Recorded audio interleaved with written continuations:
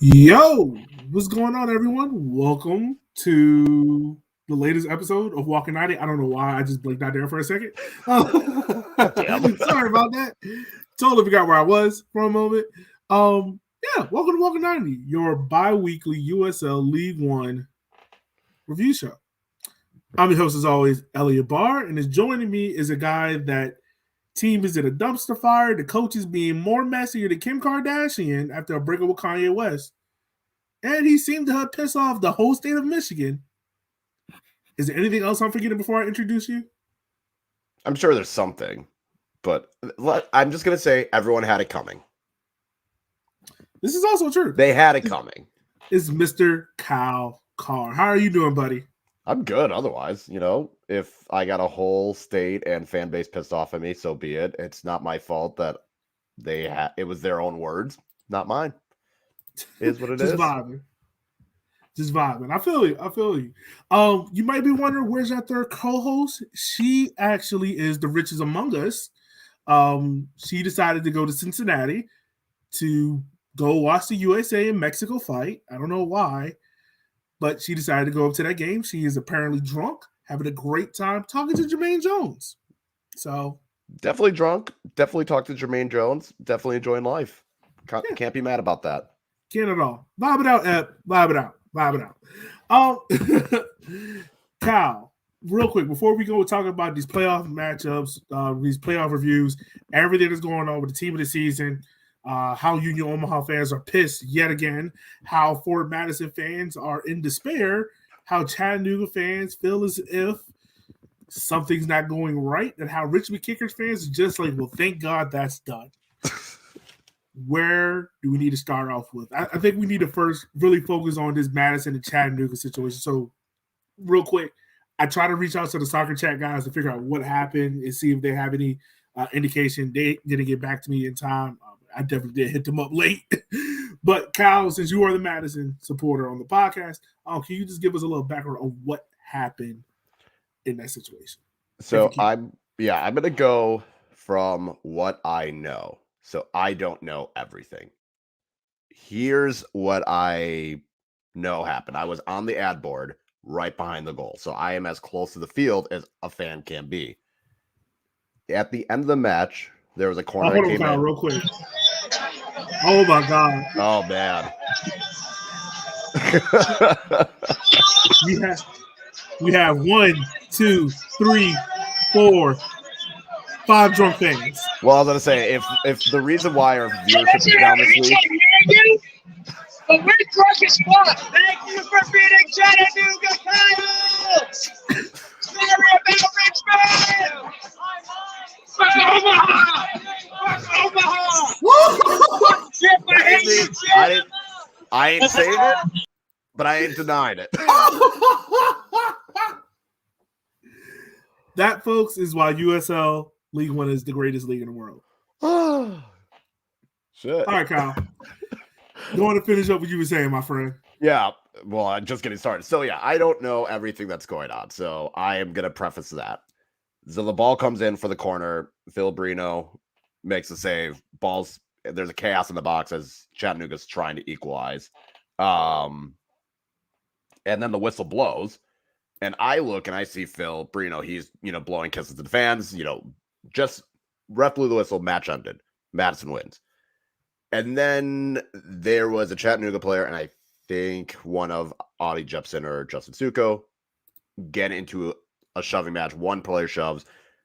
Then there's this argument, and all of a sudden, I'm looking, and there's just everyone's just shoving each other at this point. So there's just a bunch of shoving. I don't know what it was a chippy match. I mean, players are definitely getting kicked. Obviously, Chattanooga's playing with a lot of emotion because they're trying to clinch the second seed, and they lose. Fort Madison's last game of the season at home and all this is happening in front of the flock end. So all I know is there was shoving. There's a bunch of shoving. There's players getting in each other's faces. I tried rewatching the match, and I don't know. I didn't even know there was an investigation until the league put out a statement saying we had an investigation. And I don't know what could have happened. So I'm going to say that right now. Now, I think two things potentially happen. One, there was a claim that there was racial abuse, and the league did a thorough investigation, talked to the Madison players and coaches, talked to the Chattanooga players and coaches, talked to the referees. No one is able to confirm that this happened. USL just doing their due diligence, and it didn't happen. That's probably at best the scenario, and I hope that is the scenario.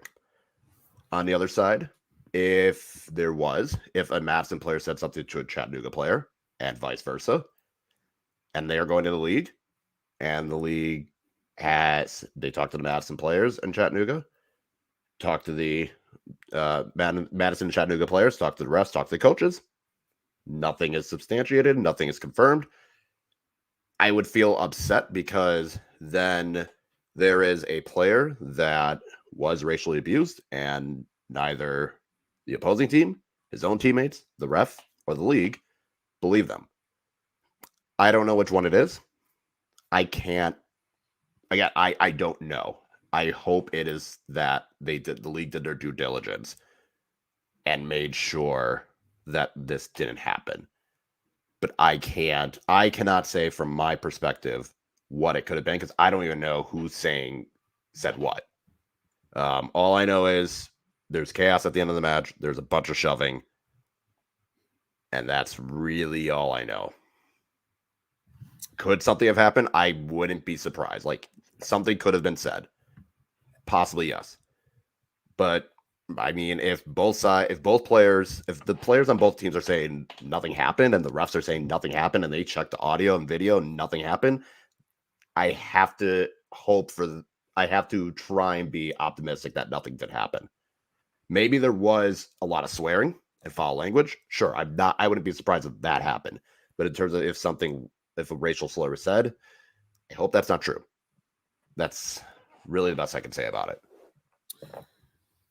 Yeah, I mean, because like I said, I had no clue there was even an investigation. Like, there was no indication that there was going to be an investigation until the league tweeted it, and I was like, oh, okay. And there was just a lot of shoving. Like, it started in the penalty box, and then it got pretty much to midfield by the end of it. So when this could have even happened is also a big I don't know, because it could have been right when the whistle blew. It could have been later on when the shoving was at midfield. Like, I have no idea. Yeah, I mean, I will say this. When the league tweeted out that something happened, I was taken aback. And I was like, wait, what? So I went back and tried to rewatch the game.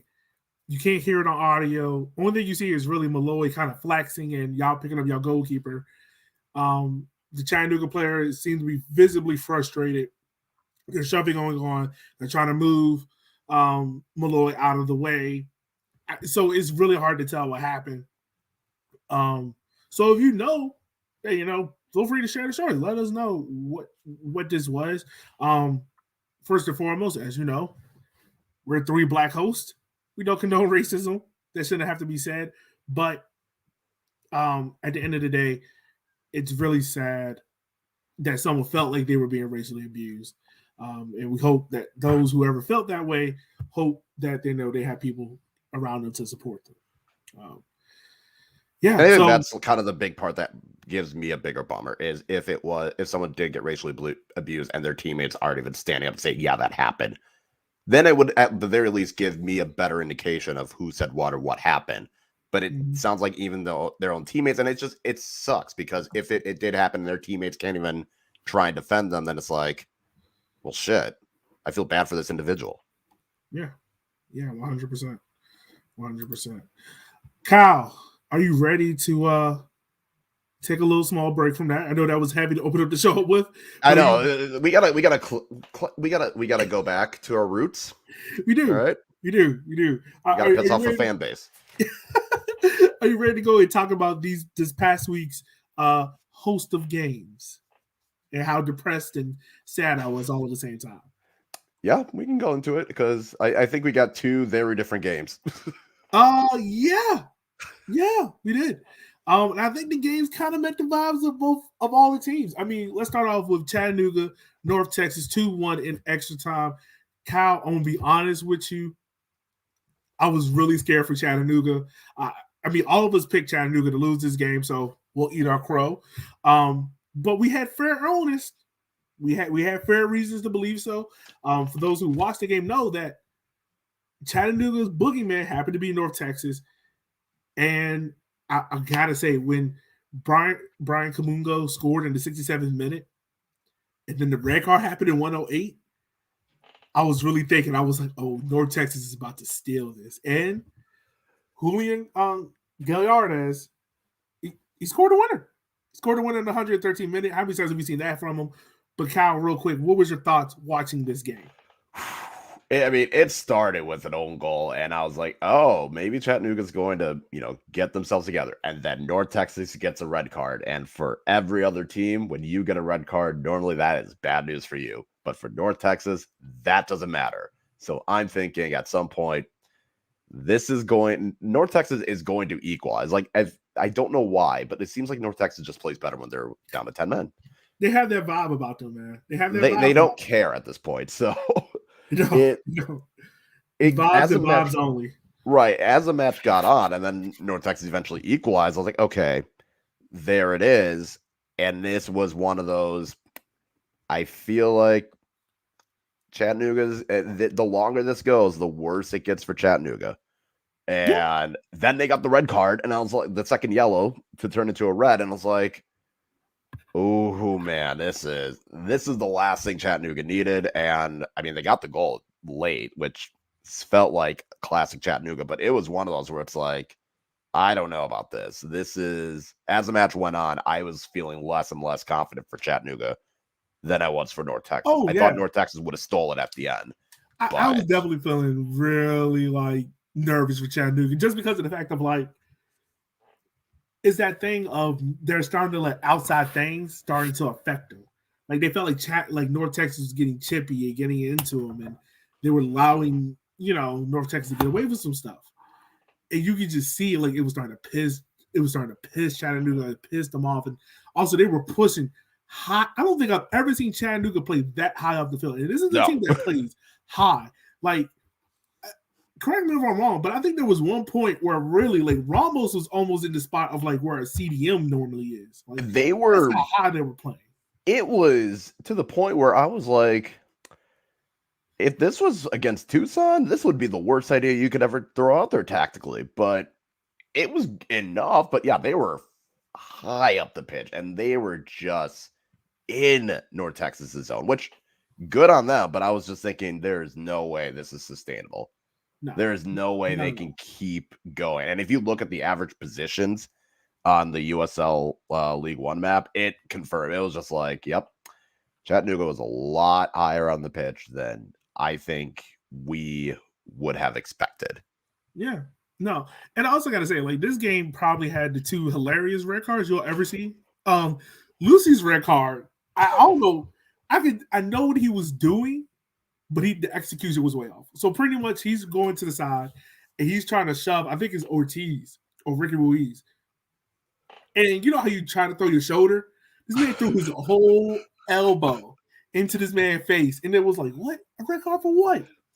It was like Nikola Jokic coming in with the forearm out of nowhere. It was like, and then he's trying to argue the red card. It's like, we all saw that. Yeah, we saw the elbow go into the face, dude. We knew what you was trying to do. The execution was just poor. Yeah. And then Ray's red card, oh my God, that is probably the funniest red card you will ever see. That man, he's just trying to throw it in, and he throws it at his chest, and he's like.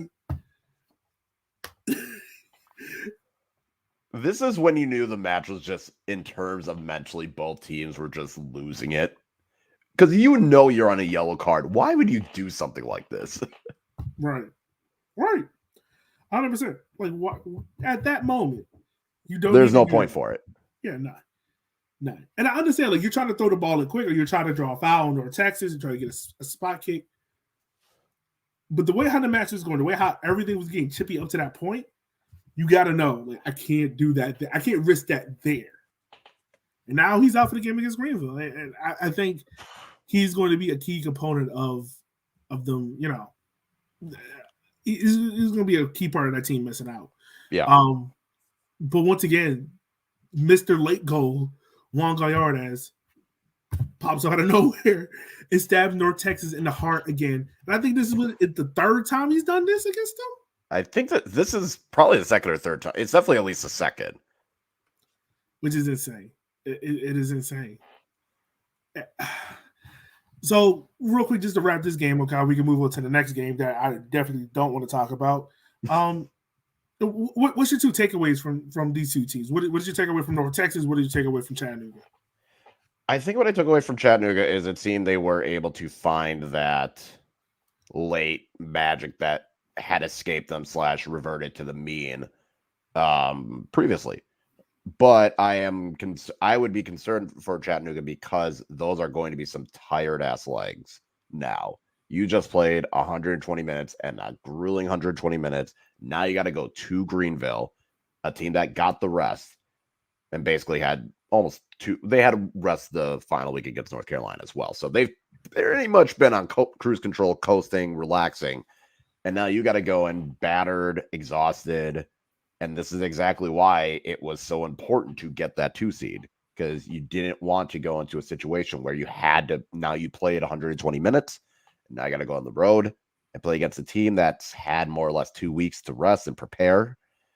It's tough. So, I mean, but Chattanooga, I think, proves a lot of people wrong, and maybe they've gotten out of their fluke or their slump, whatever, in terms of North Texas.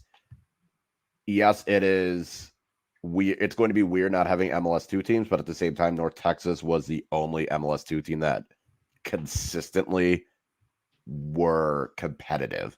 They were consistently, and yes, they were inconsistent, but you knew consistently they were going to be a talented team. At the very least, they were going to be talented. And it will be weird not seeing North Texas. I'm not going to be bummed about it, but it's definitely weird that they're going to be exiting. I think this year was just more that they didn't have a difference maker. They didn't have a Damas. They didn't have a Pepe. They didn't have a Rodriguez. They didn't have a Bruce. They just didn't have someone that can really come in and be a game changer. And I think that was kind of their biggest downfall, is they didn't have that this season. Yeah, they were. You can tell they were definitely missing like a star striker, a star scorer for them, or even a star creator. Yeah, because they had Damas last year. The year before that, Pepe and Damas and Arturo and Damas last year. Yeah, definitely this year was a little bit different. But I mean, you got to say, over the 3 years, man, they've probably been the most consistent and probably best performing 2 team. They probably also could have competed in the championship. It would be great to see if they could have ever do it. But and now they'll probably dominate MLS 2, 3, whatever that league is. So they'll probably dominate it. Probably so. So we move on to the game that happened out in the desert. And let me say this first. I don't know if the SC Tucson admin finally discovered his password, but for the last 2 weeks, he's been talking spicy. A lot of teams realize they've been tweeting with their whole chest a lot of teams have been doing that for the last month. Right. All of a sudden, ain't none come from FC Tucson. They've been polite. They've been nice. Now all of a sudden, nope, not gonna win. Nope, never ready to say they ain't gonna happen. Where did this come from? Where this energy been? But at last, Kyle, I'm gonna let you talk. That energy be back next week. Yeah, where that same energy at this week? Because they had that same energy with Union Omaha. I need that same energy, FC Tucson. Yeah, they had one tweet where they mentioned, because the last time they were in Omaha, they went and won. But it's like, okay, but more of that. So, like, where is it? I need more. Like, what's the Kobe commercial? He's just like, more. Just what the fuck does that mean, Kobe? More. Okay, I'm gonna let you talk about this game because I don't want to be favoritism and show my pissivity. I'm not pissed. I've let it go. But I'm gonna let you start talking about this game first. It went exactly how I think we expected it to go, but at the same time, it felt as though it will be a big opportunity missed for Richmond. It was weird because early on, I was thinking, okay, maybe Tucson's going to try and just go from the start, and then they're just going to try their best, and then they're going to be fine with just sitting back. And they kind of did that, but at the same time, I also thought Richmond was going to think the same thing of, we're going to try, but we're also going to sit back, and we're just going to hope for the best. And it just felt as though Richmond just kept knocking, and Richmond had all the best chances -1. And it was kind of like the same thing. As the match went longer, I felt less confident in Richmond, because it's like, well, if none of these chances are going to happen, when the fuck are you going to score? That's kind of what I felt like. It was one of those, at some point you're going to have to unlock this, and you just couldn't, and you had good chances, and it just continued. And then Tucson just gets the late goal, and it's just like, after that happened, I was like, you could just feel the deflation happen, and it didn't feel like there was going to be. I know, you try and make some late subs to add some attacking oomph, throwing on Anderson, throwing on Pavone, like throwing guys at Bulldog later on. It felt like you were trying to go for that win, but it just never happened. And then Tucson gets the goal, and it's just like everything just crumbled after that. It was weird, because it was definitely like you would have figured Richmond could have had 2, maybe 3 goals, and it just didn't come to fruition. And I think if you replay that match, maybe Richmond wins more often than not, but it was weird. It was like the opposite of the previous week, where it was like neither team could defend, and every goal was just more of a, well, that can't happen again. While this week it was, they can't not score that again, right? I don't know. It was odd. It definitely was weird. And first of all, let me just say this. FC Tucson they are the team that I was not expecting to be at the end of the year. They are not the team I was expecting at the end of the year. Definitely how the form started at the start of the year. But for this game, I was more thinking like, all right, we're going to see the same FC Tucson. And they had their chances early on. I think Kofi, he had a shot early on to hit the crossbar. It was kind of like the same Trimmingham goal. Kind of just hit the crossbar and spacked out. But Bolaños had a headed piece in the second or third minute that he hits off frame. He had another one at the end of the goal. End of the half. Emmy had a plethora of chances. Ethan Bryant had chances. This is the first time, I think this is probably the best road performance, despite the loss. And I'm not just trying to sweeten up shit or something like that. Like, no, like, if you watch Richmond on the road this year, we have played like dog shit. If you listen to River City 93, I have called us out on the road because we have played like dog shit, i.e. North Carolina 4-0. I think this is the best performance because not only did the kickers look competent in the midfield, I like I said last week, I think the kickers are going to win this game based on how they do in the midfield, and if they can control the wings. They did that. Calvo, who I've been on this whole season, did a good job of locking up Shaq Adams. Like, Shaq Adams was not involved in this game. I don't remember his name being called. Like, no, he was non-existent. It was mainly Corfy. Yeah. And I don't, Cole did another good job. And even Cole was the one, despite he gave up the goal, because I think he just reads the marker late. He just doesn't realize that Corfy has got away from him and made that turn. I think for Richmond, if I had to give the season a grade right now, I'm going a C+. And the reason why I'm going C+ is because my prediction was a home playoff game to finish in the top 4. That was the prediction. You didn't do that, so I can't be like, oh, it's an A or B. The 5-game winning streak helps, but the road playoff, the road form hinders it. Our last 3 games were on the road. Mm-hmm. Union Omaha, Tucson twice. And if any one of those 3 games are at home, it does things is different. Does the team play different? Yeah, because this team has shown they play a lot different or at home than they do on the road. It's a building step for Sawatsky. I definitely think FC Tucson coach, his name is escaping me right now. He definitely deserves to be. Oh yeah, he definitely deserves to be in that team of the season category.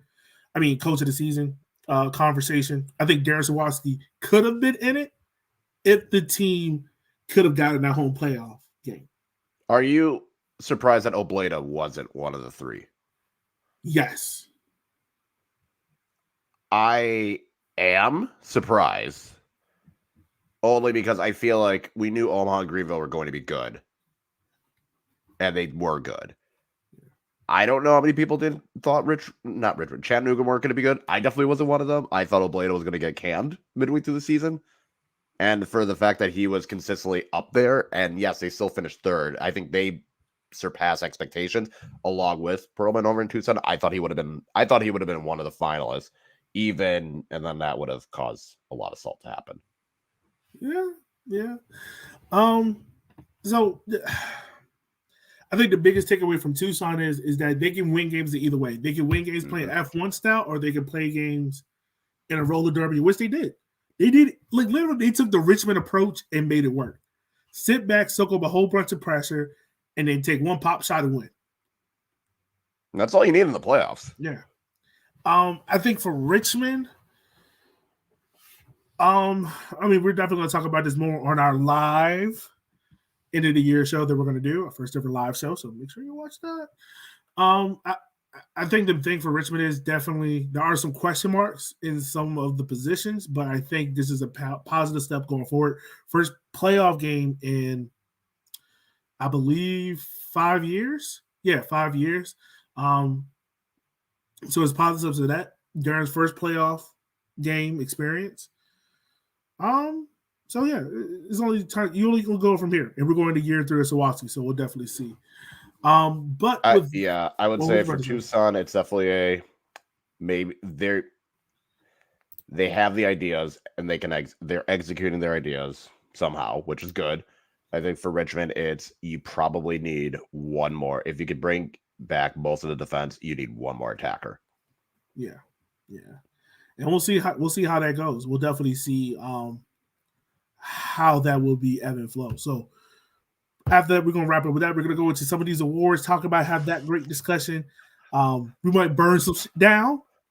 But real quick, if you're watching us, want to say thank you. We know it's late, whatever, wherever you're watching at. I'll just take a moment, like, share, subscribe, share with a friend, share with your supporters group. We're trying to build this podcast because we're the only people that watch this league.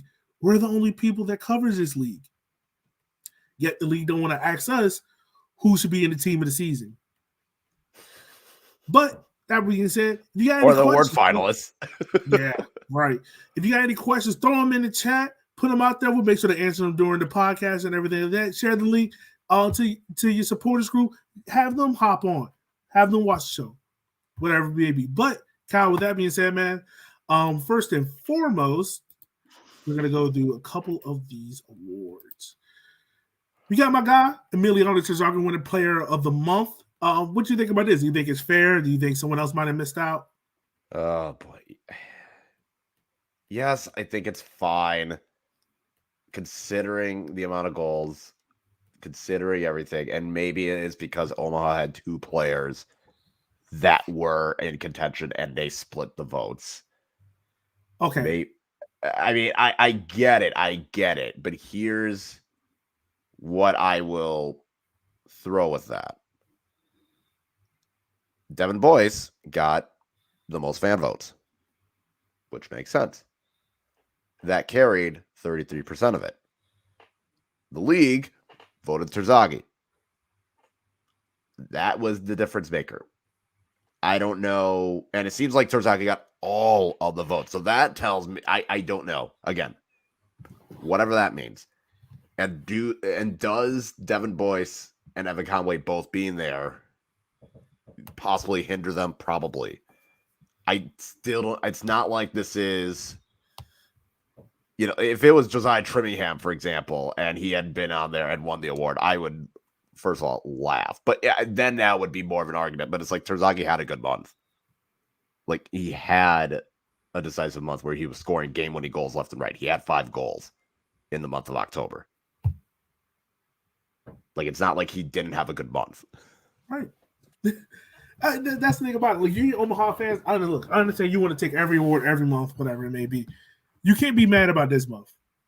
Yes, you had 2 guys in the voting, and no one's taking anything away from them. They are great players, excellent players. But this guy, without him, I'm nowhere near the playoffs. But we'll get to that. We will get to that. This is about player of the month. This is not about MVP. Yeah, I just want to say that. I'm nowhere near this. Oh, God, what happened? Okay. Yeah, no, I think Boyce and Conway both being there hurt both of their chances. I do think that happened. Yeah. And I don't know But what just happened. but the fact that everyone in USL voted for Terzaghi probably says something about it. Yeah. And I don't know what just happened, but my computer started acting weird. All right, cool. So Joe Rice gets save of the month. He had number 51. What you think about this? You think it's fair? I mean, he had some impressive saves, despite the red card. And also, I hit up Joe. He wants to let everyone know he is good. He is in some pain, but he is getting better. And he is leaving Boston, apparently. Yeah. Any guesses where he's going? I'm saying somewhere warm. It's probably going to be his championship. Like, he's good enough to be in the championship. I don't see him going to another League One side. Joe, let me say this. If you want to come back to Richmond and you want to be the starter, I'm fine with it. Come home. Come home, Joe. Come home. No, he's not coming up. He's going to champ. Okay, He's too good for League One. He should be in the championship. Look, me and Joe are best friends, okay? That's fine. I'm just letting you know. I need Joe to come home. I need him to be part of the team. All right. So we get rid of that. Zaka Moran, our number 6, had goal in the month, which was deserved because this man doesn't score. And I'm just saying. I don't know who else is in the running. Conway had a goal with his hat trick. I think the free kick, Otieno. Oh, okay. If I mispronounced it, I forgot it. Christian Enriquez with his free kick. Rothrock against he had a goal. I think I don't know if that wasn't the one against refs. I think that was a different match, but those are the other options. I'm just gonna. I mean, that is a pretty good goal. I will admit. I just want Christian Enriquez because I saw it live, heading towards me. It was awesome, but I can't argue with that one. All right, and also coach of the month, Mr. Harks. Good luck, Greenville. Yeah, Greenville. If you haven't heard the curse yet, every coach so far that has won League of the Month, Coach of the Month, has had a losing record. Correct? Yes. I think Tucson, they didn't have a losing record this month because they salvaged it with the win against Richmond at the end, but they still didn't have a good month. Yeah. They still only won, I think, 2 games. It's getting dicey. So, yeah, it was not good. So, good. Best of luck to them. All right. Well, where should we start? With the League One awards or with the team of the season? Which one is going to piss more people off? I feel like the team of the season pissed more people off than the awards, to be honest. Well, let's go ahead. We're going to start off with the first team. And let me minimize this a little bit so everyone can see it. You have Emiliano Terzaghi, Mario Lomas, Greg Hurst, Ricky Ruiz, Aaron Malloy, Marco Micheletto, Damian Vetter, Ryan Spalding, James Ramos, Kobe Franklin, and Akira Fitzgerald is your USL League One first team. Kyle, any suggestions or any complaints on your part, sir? Complaints? Not really. No. Then that's, I think, going to piss people off. I don't see a major issue. And granted, I have not watched a lot of Ryan Spalding, and I will be the first to admit it. But when he finishes 4th in interceptions and won 60% of his duels and 66% of his aerial duels, I can at least understand it. So I am not going to sit here and look at it and be like, yeah, okay, fine. But everything else is fine. Everything else is fine. You really going to sit here and say everything else is fine? With the first team? Yeah. Okay. So I will say this. I guess I'm the one saying it's crazy. My 2 biggest issues. Kobe Franklin. I understand. Okay. He has 6 assists. I get that. For first team? Okay, so who are you swapping out? I'm gonna be real with you. I'm putting Noah Allen from Fort Lauderdale. Who didn't even make the third team. So you're taking a guy that didn't even make the third team, and you're going to throw him in the first team. They didn't even have a third team, did they? No, they don't have it. That's what I'm saying. Like, he's maybe third team, and you're going to throw him in the first team. I don't know. I don't know. Like, he had 6 assists. He had 6 assists and still did pretty well in interceptions. Like, it's not like he was just like, and I guess here's my thought process. If we're going to penalize him for his attacking input, then we can't also then say, okay, we're going to throw Villadere on there as well. If we're going to use the attacking input as the reason he's there. Like, that's the thing. It has to be consistent. Okay. I get that point. Okay. I'm fine with that then. Yeah. Okay. Striker wise, Marius Lomas. I personally would not have gone first team just because he scored the bulk of his goals at the beginning of the year, and then the second half of the year, he wasn't there. He wasn't there. He wasn't a strong opponent in that Greenville team as he was at the beginning of the year, where he was scoring these goals and holding Greenville up. Yeah, but then my counterpoint is if you throw, say, Conway, he did a lot of his damage at the end of the year. And he was out there for the beginning of the half. Part of it was injury. Part of it was mysterious. We don't know what the hell happened to him. That no one ever told us what happened. So it's kind of like, yes, Mario Lomas started the season great and then tailed off at the end. But he was still, like, I can still see why he was there. I mean, he still had 14 goals. Yeah. And great, yeah, he may have started hot and then completely fell off at the end, but he still had like a very good season. Okay, all right. Brian Spalding, how do you feel about him being there in that position? Do you think him being on that Revs is a strong? Do you think he had a strong enough year outside of himself to be in the first team?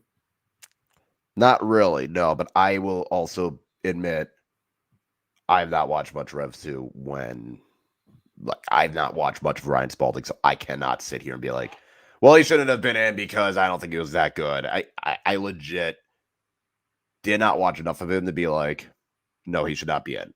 But if we're going based off, again, if we're going off the statistics, which I think is what the league basically decided to do, it makes sense. I guess this is where then it comes to I think the defense was always like the weirdest one because it was always well, how are we going to rank these guys and how are we going to pick them and what are we using? I feel like Villadere and Ramos were going to automatically be in. Yeah. And then it was kind of like, what other two? And if we're going with a fullback, then yeah, we'll go with Kobe Franklin. If we're going with the center back, I mean, we could go Turbo, we could go Muhammad, we could go Spalding, we could go Magalis or Chris. Like, it's like, I don't know. We just throw a guy out there. I will say this. I'm fine with him as second team. I don't think he's first team. Ivan Magalis should have been in one of these team of the seasons. You can switch Magalis and Spalding, either one. I don't care. But Magalis deserved to be in it. The rest of the first team I'm fine with. I think Akira gets it just because he leads the league in saves and clean sheets. Granted, he tailed off at the end of the year. If you want to hear my thoughts on that, watch our live show on Monday. And I mean, Nuhu was consistent throughout, but he didn't have Akira double him in saves. And granted, Nuhu's defense was so great that he didn't face the volume of shots that Akira did. I was just about to say that. It's kind of like what happened last year with Greenville. It's like, was Dallas J really the best keeper, or did he just have the best defense, so it made him look better? Yeah. So we move on to the second team, where we got Gibran Rayo, Sean Hondo, Evan Conway, Aaron Walker, Charlie Dennis, Devin Boyce, Noah Frankie, Connor Tobin, Muhammad, Brian Fickey, and Rashid Nuhu. Thoughts on the second team, my friend? This is where shit got interesting to me. Can I just take go ahead? You go first. And say This is a bot, Kyle. I love you. You are like a very good friend to me.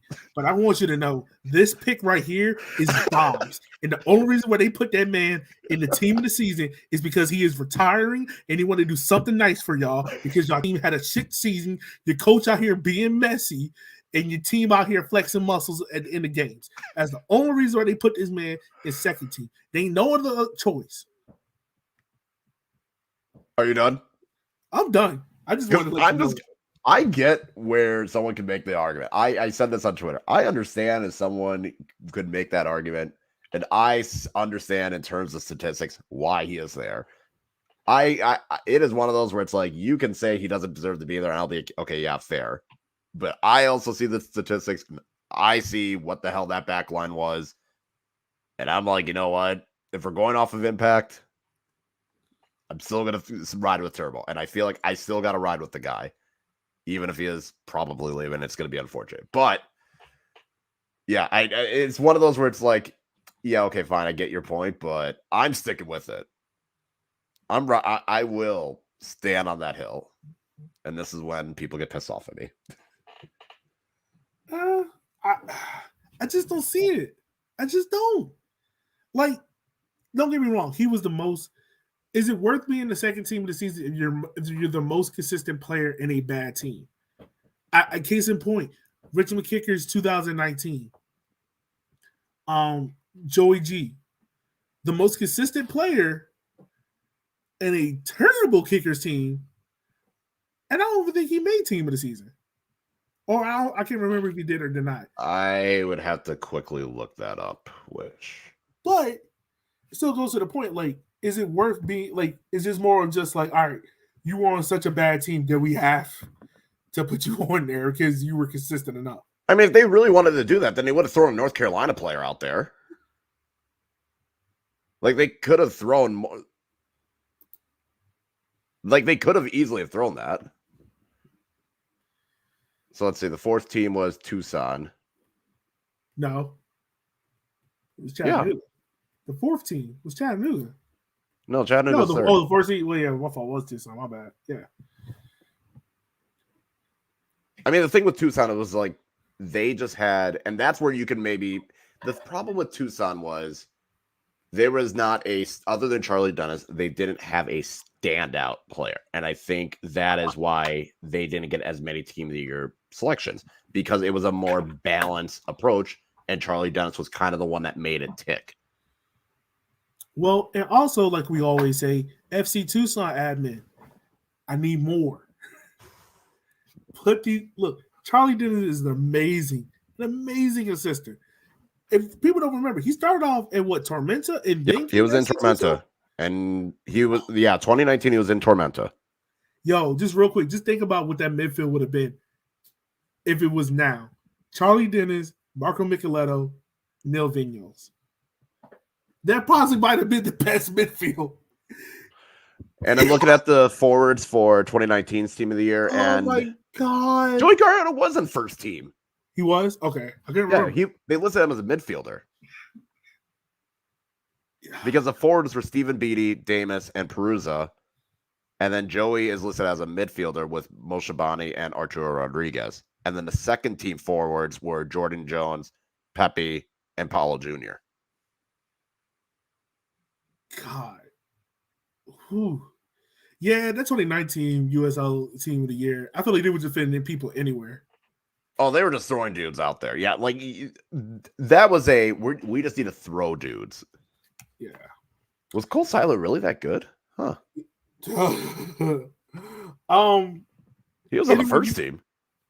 I mean, only person I felt like that could have has the biggest gripe is Joe Rice, in my opinion. But anyone else you feel like?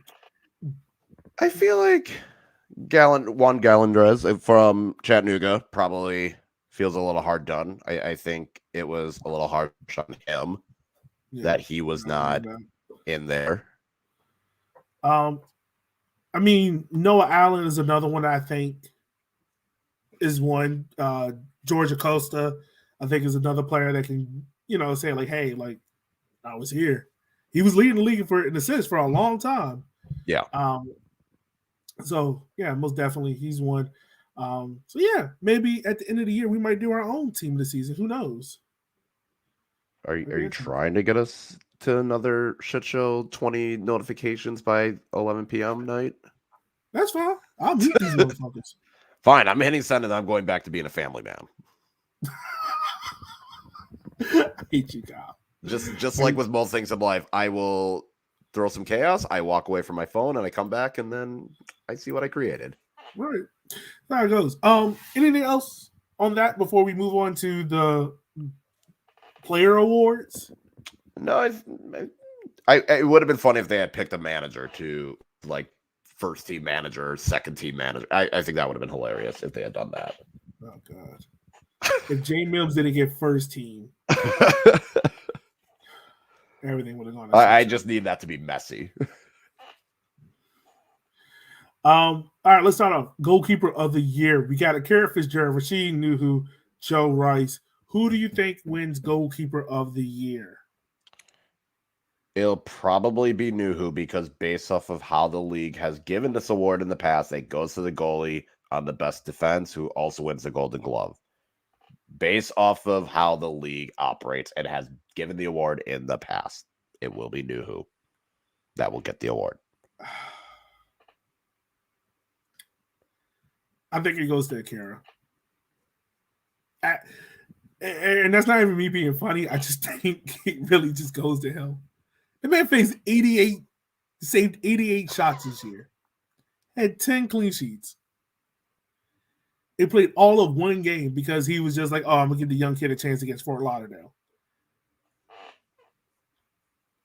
Like, don't get me wrong. And this is not a takeaway from Nuhu. I think Nuhu is an amazing goalkeeper. He is great. He will go down. And, like, if we have a USL League One Hall of Fame, he will definitely go into it. I think it's just Akira's this year. I think it's his. Granted, I know recent history is going to creep in, but also if you look at recent history, remember what he did during that 5-game winning streak and the amount of saves that he had and the amount of chances he had. Like, Kyle, remember there was one point we were talking about, like, can he kind of break the clean sheet record? Like, we were having that conversation. Yeah, like I said, I'm just saying, based off of how the league has given this award in the past, it's going to go to whoever won the Golden Glove. Yeah. It's going to be interesting to see who wins this award. Fans, let us know in the chat or tweet at us. And let us know who you think. Fire up the tweet right now. Bang, bang. All right.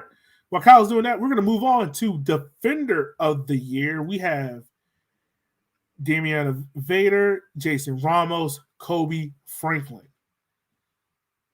Kyle, who do you think wins Defender of the Year, my friend?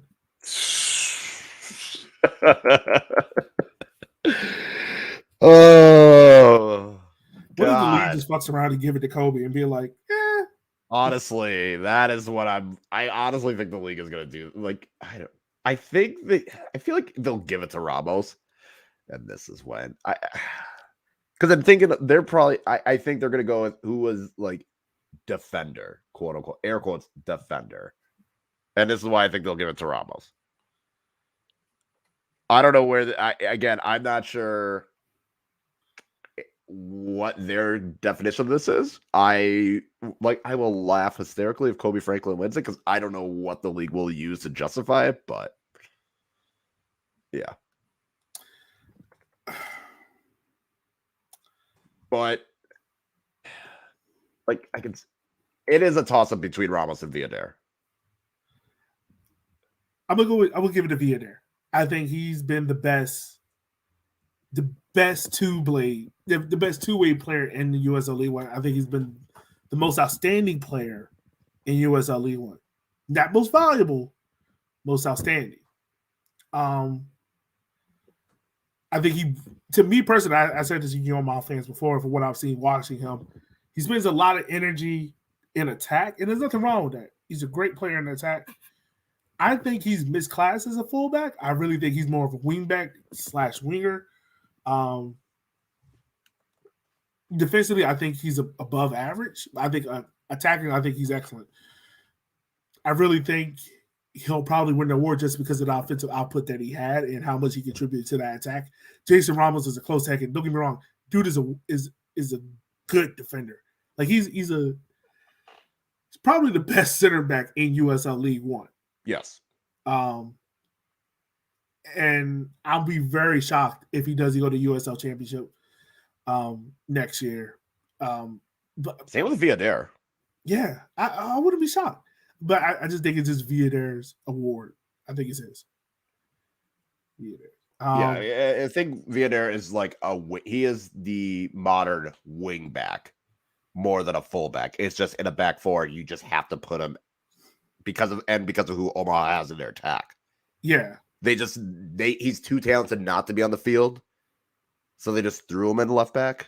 But realistically, he would probably be a wing back or a winger, depending on the team's other options.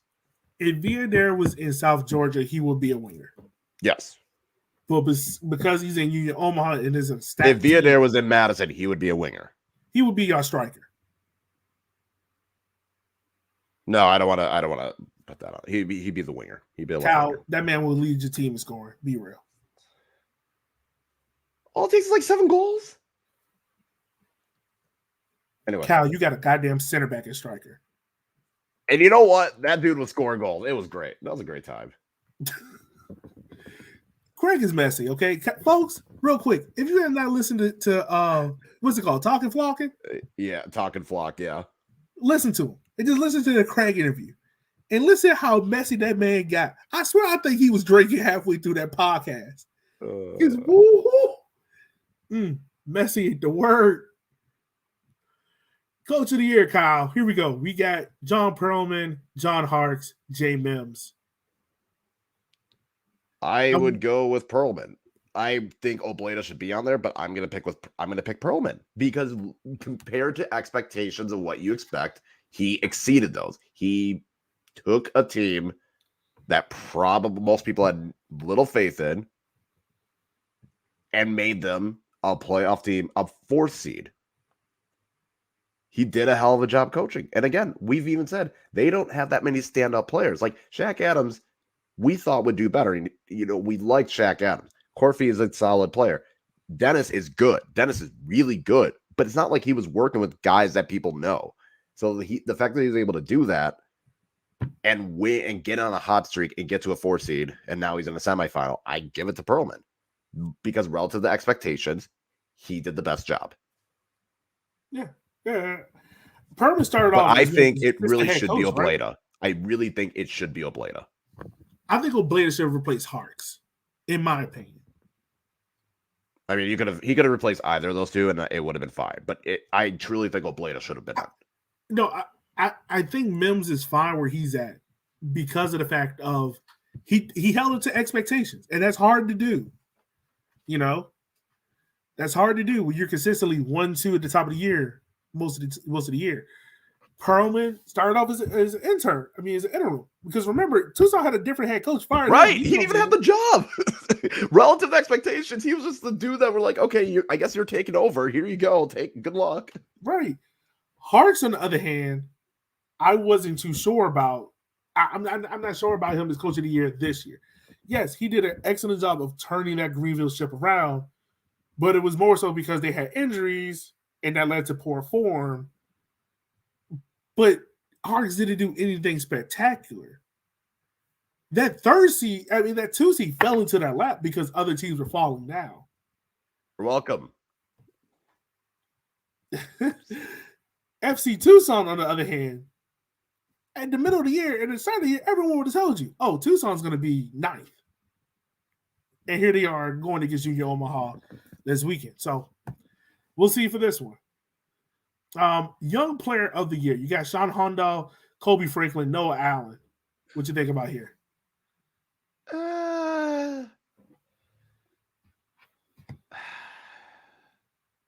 I guess I would say Kobe Franklin.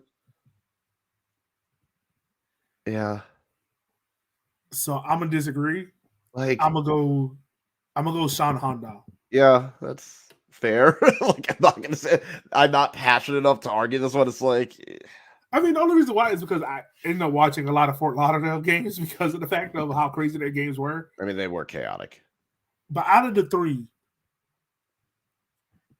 I think Hamdall, if he was on any other team, I think he would have scored more.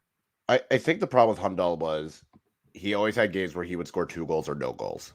Yeah, that's true. He Like that, I feel like he was never like he might score 2 goals in this match, but he might disappear for 3 matches after, and he'll pop up with another 2 goals and then disappear. And then at the end of the season, he scores 2 goals against TFC2. It's just I think he just wasn't consistently scoring. It was just he would score in bunches. I probably would honestly throw JT Camara instead of Noah Allen. Yeah, but JT, the thing that hurts JT is that he missed so many games. True. And he wasn't even in the 11 at some point. So I get it, definitely, because if anyone knows, I know, if he's not in that North Carolina team, that North Carolina team is probably in the single digits when it comes to points. Yeah.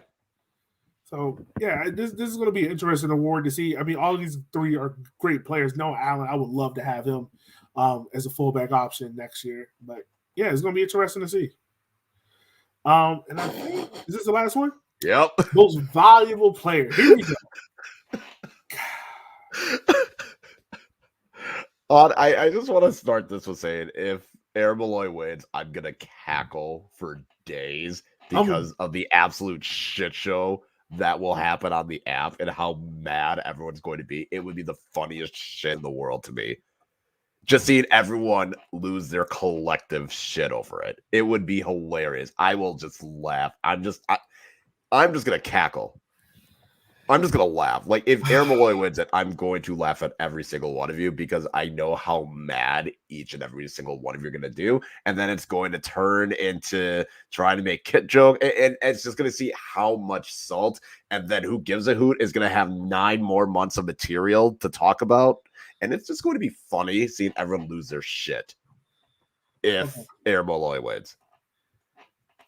You have Aaron Malloy, Emiliano Terzaghi, Damian Viader. I'm going to tell you this right now, Kyle. I understand Aaron Malloy is important to your team. He had an excellent season. Take nothing away from that. He had a very, very strong year. But there's no way this man is more important than Marco Micheletto. There's no way. The only argument I can see for it is without Marco Micheletto, Tormenta is dead last, and without Aaron Malloy, Forward Madison is 11th. I don't know. I don't know. I am curious to see what was the thought process for the 3rd finalist. I would love to know what the thought process was for the 3rd finalist. Without Aaron Malloy, Forward Madison is where they are. No, they're lower. They're much lower. No, y'all where y'all are. No. Y'all where y'all are. Without Micheletto, South Georgia is tied for dead last.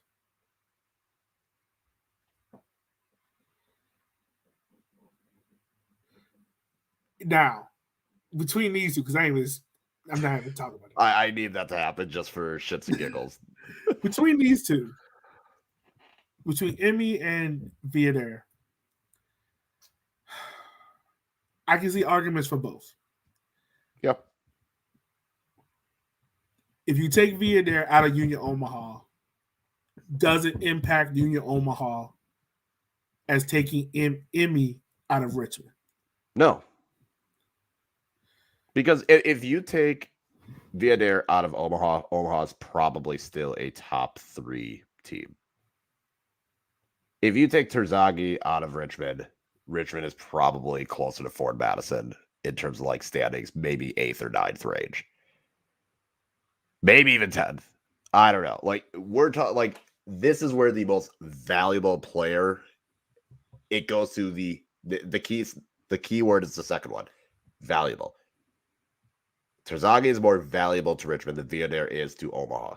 Now, if there was a player of the season, then that's where then it would go to Viader, in my opinion. Yeah.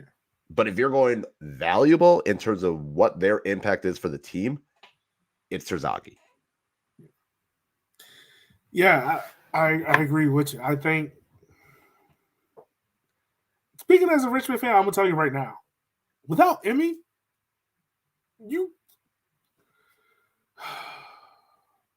It's 2019 all over again. Union Omaha, I understand how much you love this man. And you might All as right, well you're gonna love have him to a little explain bit how more it's like because 2019 all over again. I will need you to explain that. what 2019 Richmond? Oh, I thought you were saying the 2019 MVP. I was like, no, that was pretty fucking obvious.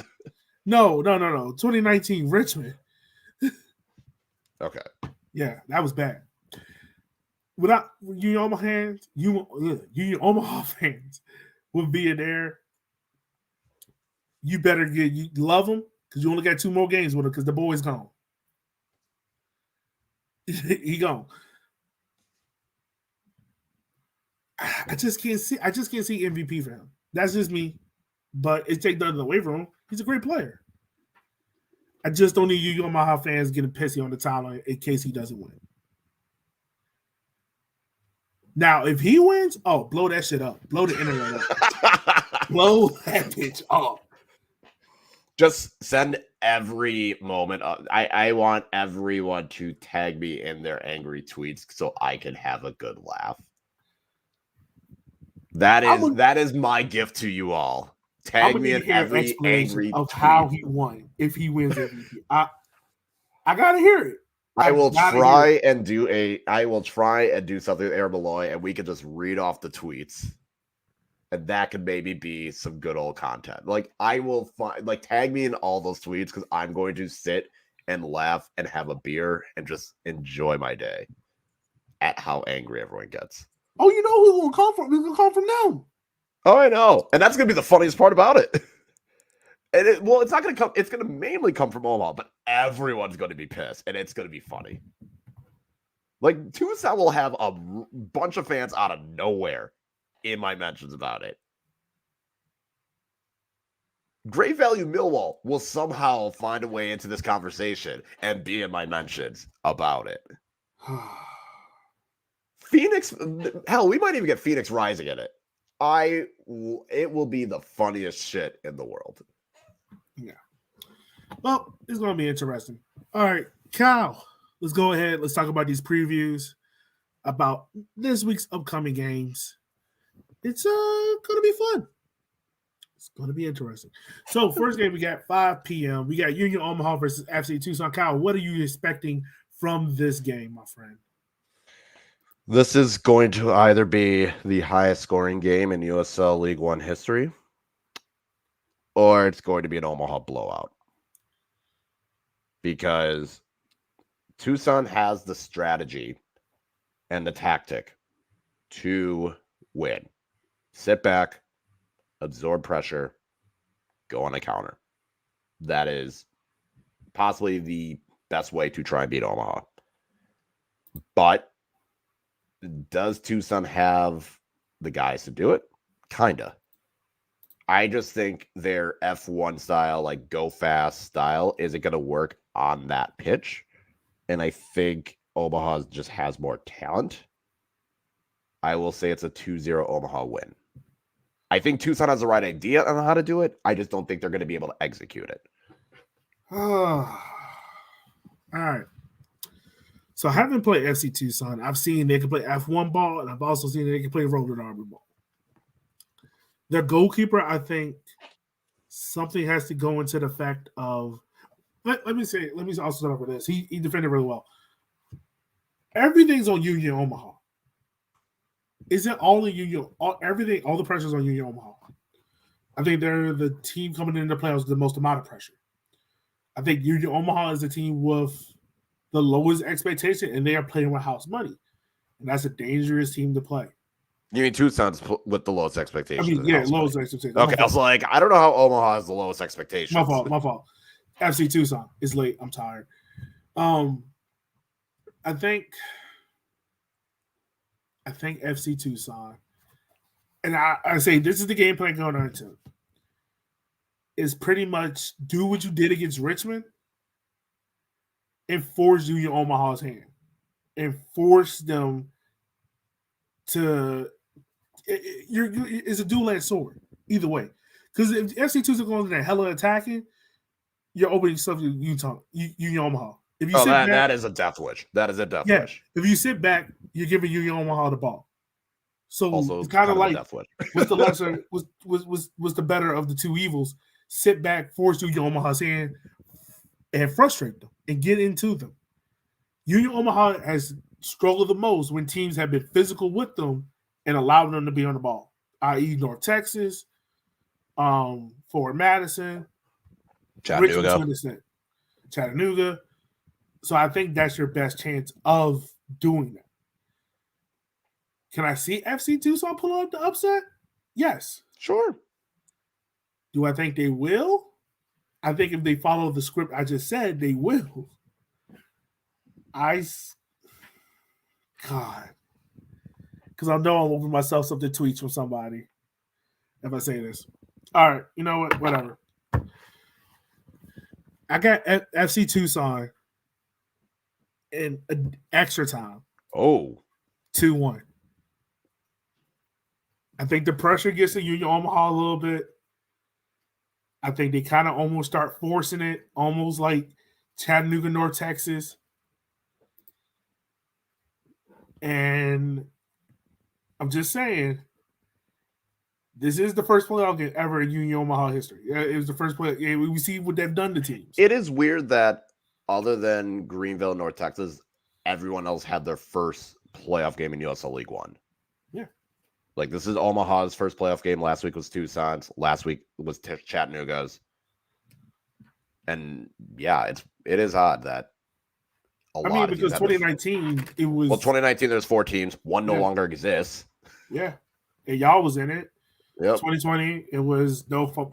There was no. This year is it kind of is Richmond's too, because no one else was around from 2016, so it's kind of Richmond's as well. I do wonder how much can these guys handle cold weather? How many of them? For both sides. I mean, Union Omaha, you're kind of used to it by this point. Maybe. But, I mean, they've had a few matches lately that have been a little chillier, but, like, it's still going to be cold as fuck down there, I think. I could be wrong, and they can correct me, but I if it's anything like it is if it's the Midwest, I think it's going to be cold. No, I'm gonna go with FC Tucson. All right. Yeah. Saturday is supposed to be a low of 35, so it'll probably be somewhere in the 40s around the match time. All right. Next game we got is Greenville versus Chattanooga, the game that ultimately was played for second place. Kyle, who do you have in this game, my friend? Sorry, I'm just looking at the poll for who's the MVP, and Viandare's in last. Sorry, it's just funny. Look at the poll and it's like, oh. Anyway, I have this one going into added extra time, and I have Greenville winning on penalties. Say that one more time? Greenville's winning on penalties. Oh. It's going to extra time. It's going to go to penalties, and Greenville will win on penalties. Oh. All right. I feel like Chattanooga is going to go in and be content with trying to make it go to pens. I think it's a 1-1 game, because I think Chattanooga will be totally content trying to hold off and not wanting to expose themselves. I think it's and we know Harks is going to try and get the 1-0 and immediately shut shop. See, and I think it's the other way around. I think Greenville is going to sit back and play how they play. I think Greenville is going to be on attack. And Greenville's going to be trying to force. Chattanooga's going to be trying to force Greenville's hand. I wonder how the red card or Ortiz affects things. Because do you move Ruiz up? However that may believe. It's going to be interesting to see. I think this comes down to what goalkeeper is on their day. No, wait, what am I thinking? No, it's going to be Greenville wins, not on penalties, because I forgot that Chattanooga just played 120 minutes and Greenville's rested. I'm sorry. 1-0 Greenville. I just remember, I was like, wait, they played 120 minutes the week before, and they're going on the road, and Greenville is going to be rested. Why? I don't know why. I think if it was the other way around and Omaha was playing Chattanooga and Greenville's playing Tucson, I could see that. Anyway, Greenville's still winning regardless. We're getting the final we should have gotten last year. I don't think we are. I don't really think this is the hardest game to pick. Out of all the games we picked, this is the hardest game because these teams are so goddamn even. This is the harder one to pick out of the two semifinals. Right, because this is Greenville's first home playoff game, and this is Chattanooga's. Chattanooga's now have they gotten the monkey off their back? But we've also seen from Chattanooga that they'll put the monkey on them back themselves. Yeah, I was going to say Chattanooga's playing with house money. Like the expectations for Chattanooga are low. It's like if you win, you go to the final. Good job. If you lose, not a lot of people are expecting you to win. I trust Greenville more in this situation just because of Hartz, because he's been in this moment. He's the only coach in USL League One to be in the playoffs, quote unquote, 3 years in a row. I trust him in this moment. I think he does enough. I think it really comes down to which goalkeeper is on their day, and I trust Greenville's goalkeeper a little bit more than I trust Chattanooga's goalkeeper. I was just thinking I mainly trust Greenville's defense more than I trust Chattanooga's defense, despite Ramos being there. Yeah. And so you have a USL League One final of Union Omaha Greenville, the final we were expecting last year. I have FC Tucson versus Greenville with Greenville hosting. You know how crazy it's going to be if if FC Tucson is actually in that final? Oh man. Somehow it's Ford Madison's fault.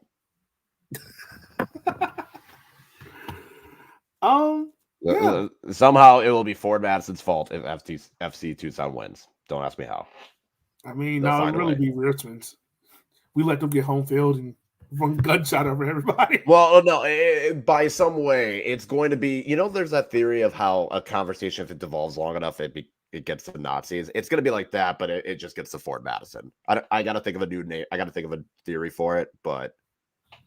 Also, Kyle, you mean to tell me if I want to piss you off enough, I just have to have peanut butter from you? I've meant to bring this up at the start of the pod. Yeah, don't fuck with my peanut butter. Don't fuck with my coffee. Don't fuck with my peanut butter. So you eat peanut butter toast in the morning? Yeah. That is some Wisconsin shit. Who the fuck eats peanut butter in the morning? Me. Because you know what? That's an easy thing to make. It doesn't take that much time. I can take it on the go. It is a great option. It is tasty. It is filling. It is easy. Anyone can do it. I can throw the bread in the toaster. I can get my kid dressed. I can come out. The bread is toasted. I throw peanut butter. I grab the bread. I grab the child. I get him in the car. I eat while I drive to drop him off at daycare. Boom, breakfast. And you know what? If you're in a pinch for lunch and you're lazy, peanut butter jelly sandwich. Problem solved. If you want a snack, peanut butter toast. You want to have an apple? Throw peanut butter on that shit.